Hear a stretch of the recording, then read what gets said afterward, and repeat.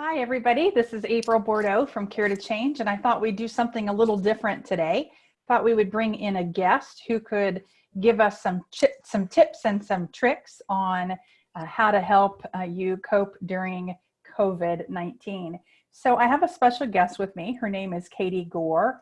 Katie is the president of Quadel. It's a national management firm that specializes in affordable housing, and as I understand it, you have 6 offices nationwide, over 150 employees, and your corporate office is based out of Washington, D.C., although you work from Indiana. Is that right, Katie? Correct.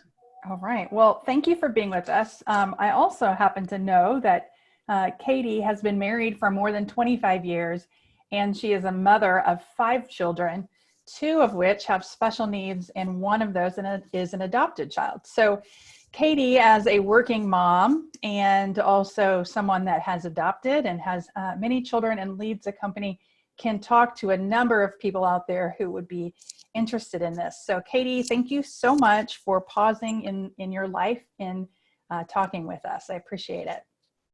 You're welcome. So tell us a little bit about, I just sort of described your life in a nutshell. You were traveling, as I understand it, before COVID sort of put a stop on that. How often did you travel?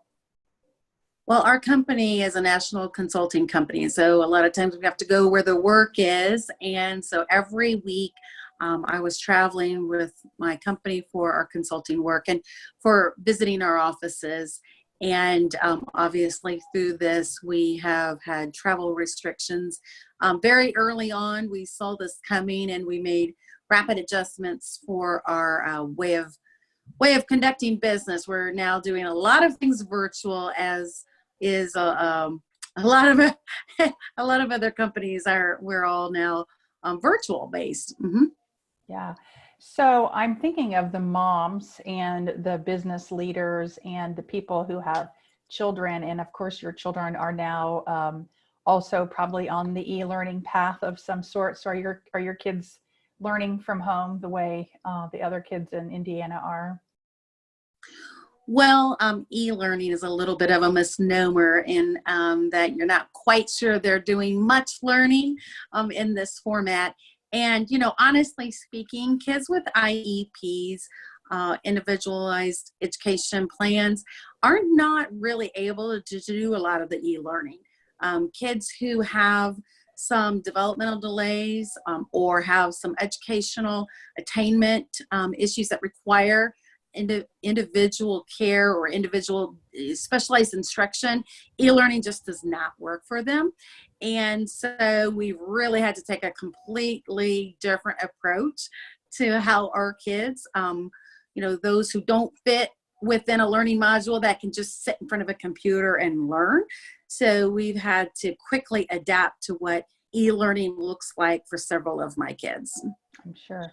So how are you managing this? So you're a mom, you're a wife, that brings its own set of requirements. And then you have 5 kids, 2 special needs, 1 adopted, company, 150 employees, 6 different offices, not even based out of here.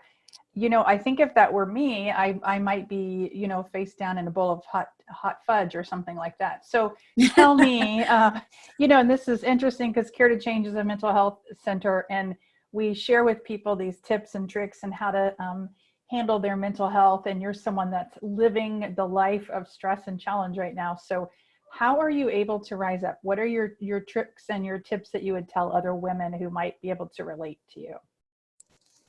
Well, it's kind of interesting because when you have this expectation to rise up in the middle of a crisis, it's really no different than trying to rise up on a daily basis before COVID. So, some of those tips or trades or tricks were really in full deployment way before COVID ever happened. Part of the daily struggle of making the juggle, before COVID was just to try to manage all the different aspects of life and try to manage the ebbs and flows of the requirements and to try to make the juggle happen. I think the first thing that is so obvious in every mom's life or every working mom's life, or moms who are trying to raise children who have come from a place of trauma, and is that you need to lower your expectations. That's the first thing that is really contradicts a lot of what people say, but you have to lower your expectations. Now is not the time to set lofty goals for either, decorating, for physical fitness, or for meals, or for laundry. It's just not going to happen during this time. And so that reality to say, I cannot necessarily always have a certain expectation of what I'd like things to be, because life is telling you to adjust to a realistic standard. And, yes, you want to try to achieve certain things, and you want to set goals, and you want to move forward. But right now is not the time to try to be an overachiever in some of these sort of daily things that you think should happen. So first, you got to lower your expectations. Yeah. And I know it sounds kind of weird. It sounds, like really something that you really should be admitting to. And again, this isn't a place where you have to settle for things. That's not what I mean. But just to try to say, hey, I need to have some infinite flexibility to adjust to what my kids are needing, or my employees are needing, or what this crisis is requiring of me. And you have to use a little bit of discernment and flexibility to know what is needed for right now. Like, for example, my child with autism is humming in the background right now. He's in a completely different part of the other house, but his humming and his stimming is so loud, you could probably hear it on this phone call. Well, normally, I would not be conducting business calls or interviews, with my autistic son humming in the background. Well, you know what? You have to change, and you have to offer some grace to yourself, to your family, to what you're going through right now. So what I'm hearing you say, really three things. One is setting the bar. So we have naturally, as women, as working women, as moms, perhaps moms with kids, multiple kids, kids with special needs, we have a specific set of expectations. And right now, maybe lowering the bar is good. And then I hear you also sort of saying self-compassion. So knowing that everything's not going to be perfect, and guess what? That's okay. And that is also an element of flexibility. So I hear setting the bar in an appropriate place, offering yourself self-compassion, and then being flexible through the process. Is that correct, what I'm hearing you say? That is correct. And then, there's a certain place of freedom that comes when you allow yourself to have some grace, when you allow your family to have grace. When you work in that space, you actually get some freedom in that moment.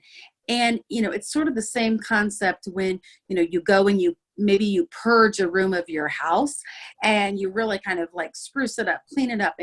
And in that minimalism and in that organization, all of a sudden there's some simplicity that comes.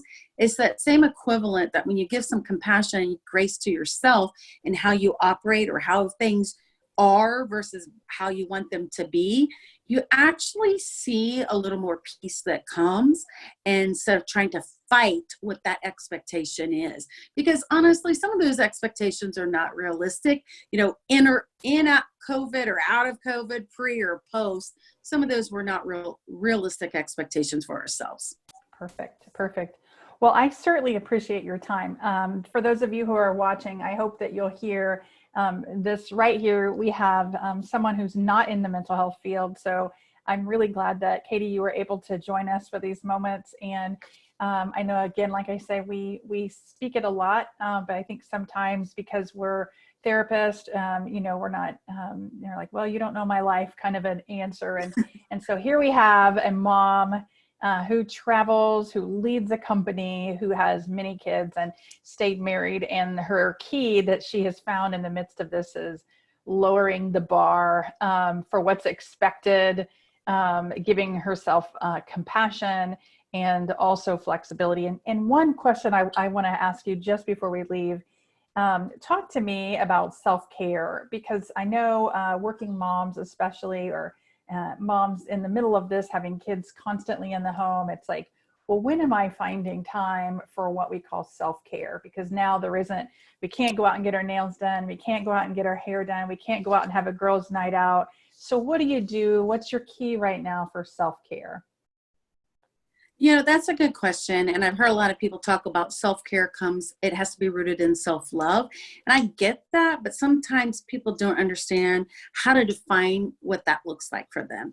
And, you either have it or you don't. And if you don't have it, it's really hard.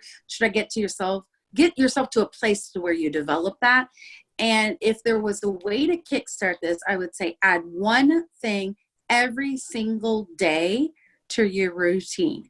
And whether that is trying to make sure you're mindful in the moment, you take a 1-mile walk every single day and make that promise to yourself to do the one thing, whether that's a personal meditation or a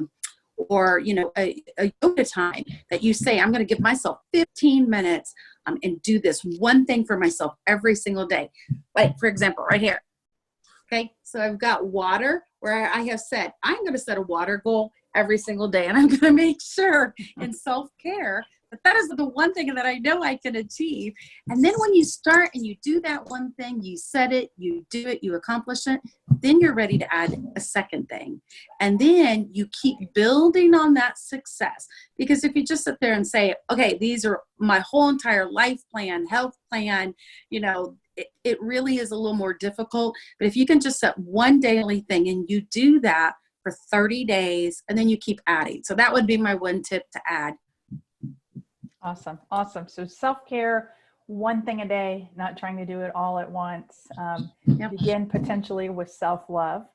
All right. Well, thank you again for coming with us today and being here. I appreciate it so much. I'm going to let you get back to your kids now.